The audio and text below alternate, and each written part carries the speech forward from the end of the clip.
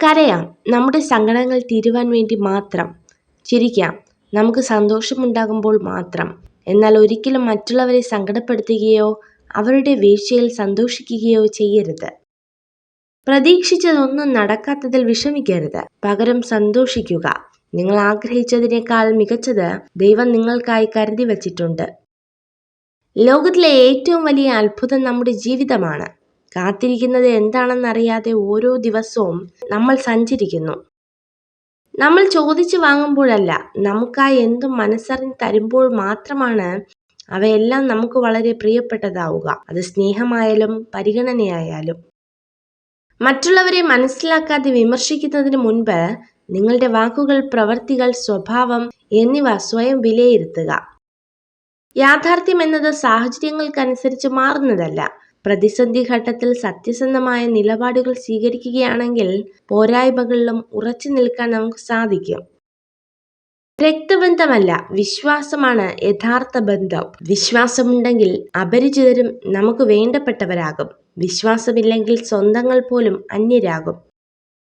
സ്വയം തോറ്റുപോകുന്നവർക്ക് കലഹങ്ങളിലെ ജയത്തേക്കാൾ പ്രധാനം ബന്ധങ്ങളുടെ നിലനിൽപ്പാണ്. എത്ര അമർഷത്തോടെ നമ്മൾ ഇടപെടുമ്പോഴും ക്ഷമിക്കണമെന്ന വാക്കുമായി എതിരേൽക്കുന്നവരെ എങ്ങനെ തോൽപ്പിക്കാൻ കഴിയും? ചിലരുടെ പെട്ടെന്നുള്ള മാറ്റം നമ്മളെ വേദനിപ്പിക്കും. നമ്മളെ മനസ്സിലാക്കാൻ ശ്രമിക്കാത്തവർക്ക് മുന്നിൽ എത്രയൊക്കെ മനസ്സ് തുറന്നു കൊടുത്തിട്ടും ഒരു പ്രയോജനവുമില്ല. സൗന്ദര്യത്തെ സ്നേഹിക്കരുത്. നിങ്ങളുടെ ജീവിതം ആരാണോ സുന്ദരമാക്കുന്നത് അവരെ സ്നേഹിക്കൂ.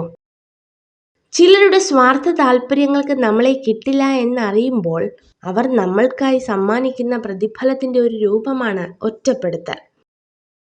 മാനസികമായ സന്തോഷം ഒരിക്കലും ധനം കൊടുത്തു വിലയ്ക്ക് വാങ്ങുന്ന ഒന്നല്ല. നേരെ മറിച്ച് അവനവന്റെ മനോനിലവാരം ഉയർത്തി നേടേണ്ടത് തന്നെയാണ്.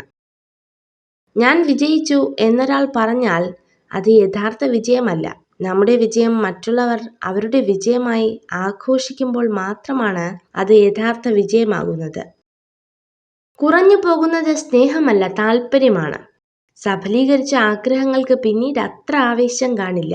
അടുക്കുന്നത് ആവശ്യങ്ങൾക്ക് വേണ്ടി ആണെങ്കിൽ അകലുന്നത് അതിൻ്റെ പൂർത്തീകരണത്തോടു കൂടിയാണ്.